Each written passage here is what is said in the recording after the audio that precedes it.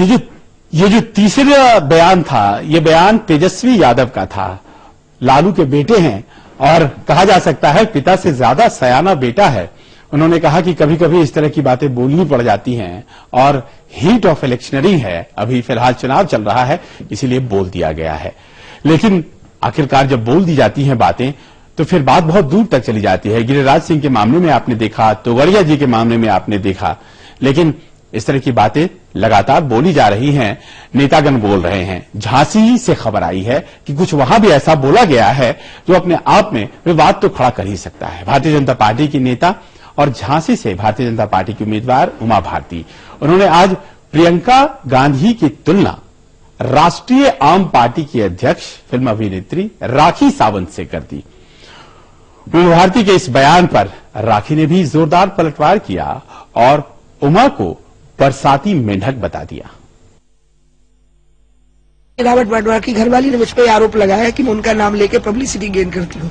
तो मैंने तय कर लिया है कि आज से मैं उनको हमेशा रावत वाड्रा की घरवाली बोलूंगी, क्योंकि उनने मुझे खुद कहा कि मैं उनका नाम लेके पब्लिसिटी गेन करती हूँ। रावत वाड्रा की पत्नी अभी इस लायक नहीं है कि मोदी के बारे में उन्होंने ये कहा कि बच्चों की तरह। देखिए, राखी सावंत भी बोलती रहती है, उसका क्या मतलब है?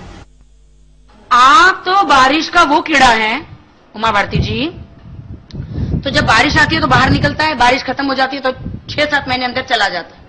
तो उमा भारती जी जो बारिश का वो कीड़ा है, सिर्फ चुनाव के टाइम पे ही बाहर आता है, अदरवाइज ये लड़ाकू हैं, लड़ के बाहर चली जाती हैं, फिर बीजेपी मना के इनको लेकर आती है।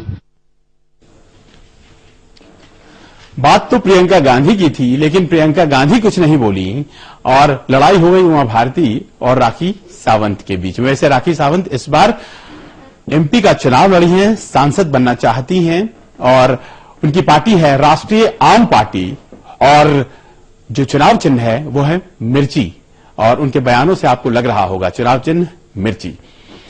चलिए कानपुर चलते हैं, क्योंकि केंद्रीय इस्पात मंत्री और कानपुर से कांग्रेस के उम्मीदवार बेनी प्रसाद वर्मा अब अपनी ही पार्टी के कुछ नेताओं को निशाना बनाना शुरू कर दिए। माफ करिएगा, बेनी प्रसाद वर्मा गोंडा से चुनाव लड़ रहे हैं और बेनी प्रसाद वर्मा ने कहा है कि दिल्ली में एसी में बैठकर निर्णय लेने वालों को जमीनी हकीकत का पता नहीं होता है। केंद्रीय इस्पात मंत्री हैं बेनी प्रसाद वर्मा, अपने बयानों के लिए जाने जाते हैं और बयान देते देते देखिए उन्होंने क्या कह दिया, अपनी ही पार्टी के बारे में क्या कह दिया।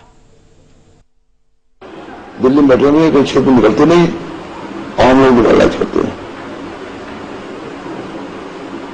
हम जाएंगे तो उनसे बात करेंगे, जो धूप दिखाओ, ये कमरे में बैठ के टीवी देख के अखबार पढ़ के बयान मत दो।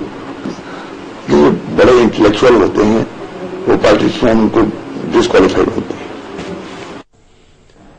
पर सवाल यह भी उठता है कि आखिरकार बेनी बाबू का इस्तेमाल और किस तरह से किया जाना चाहिए था। नेतृत्व पूछेगा, क्योंकि आपको मंत्री भी बनाया गया और फिर याद पड़ता है कि साल 2012 में जब चुनाव हुए थे उत्तर प्रदेश के, उस वक्त कहा जाता है कि पूर्वी उत्तर प्रदेश की ज्यादातर सीटें बेनी बाबू के हिसाब से ही बटी थी, लेकिन खुद उनका लड़का चुनाव हार गया था। लेकिन नाराज हैं और कह रहे हैं तो कह रहे हैं। वैसे कही जा रही हैं कुछ बातें जयराम रमेश के द्वारा भी। पीछे उन्होंने कहा था कि 60 साल से ज्यादा के लोगों को रिटायर हो जाना चाहिए राजनीति से, क्योंकि उनकी उम्र भी 60 साल हो गई है। अब उन्होंने नई बात कही है, उन्होंने कहा है कांग्रेस उपाध्यक्ष राहुल गांधी को पीएम पद का उम्मीदवार घोषित नहीं करने की रणनीति सही थी। उन्होंने कहा कि नरेंद्र मोदी को पीएम पद का उम्मीदवार घोषित कर बीजेपी व्यक्ति केंद्रित अभियान चला रही है और समझा यह जा रहा है कि जयराम इसलिए ऐसा कह रहे हैं क्योंकि कहीं न कहीं कांग्रेस और तृतीय मोर्चे के बीच कोई साठगांठ होकर के सरकार बने और वो सरकार आने वाले दिनों में समाजवादी पार्टी और बसपा और दूसरे दलों को जोड़कर बने। तो पहले से अगर राहुल गांधी प्रधानमंत्री पद के रूप में घोषित होते तो दिक्कत आती। तो ऐसे में क्या नरेंद्र मोदी को रोकने के लिए अब जो गोलबंदी हो रही है उसमें राहुल गांधी का प्रधानमंत्री पद का उम्मीदवार नहीं घोषित होना ज्यादा फायदेमंद होगा। इशारा इसी ओर जयराम का।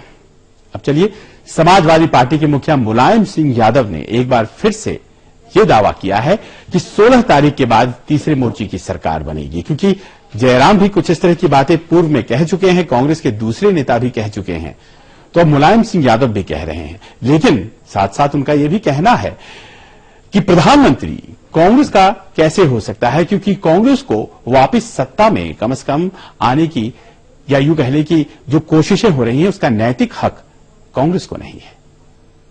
तो भारतीय जनता पार्टी कह रही मुलायम सिंह कैदवास कीजिए, मुलायम सिंह कह रहे तीसरे वोट की सरकार करेगी। भारतीय जनता पार्टी कह रही मुलायम सिंह कैदवास कीजिए, मुलायम सिंह कह रहे तीसरे वोट की सरकार करेगी।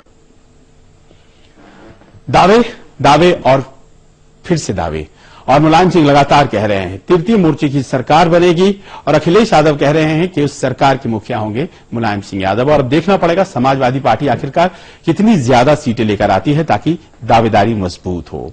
और आज का जो मतदान हुआ है वो काफी क्रूशियल था, अहम था समाजवादी पार्टी के लिए भी और दूसरे कई दिग्गजों के लिए भी।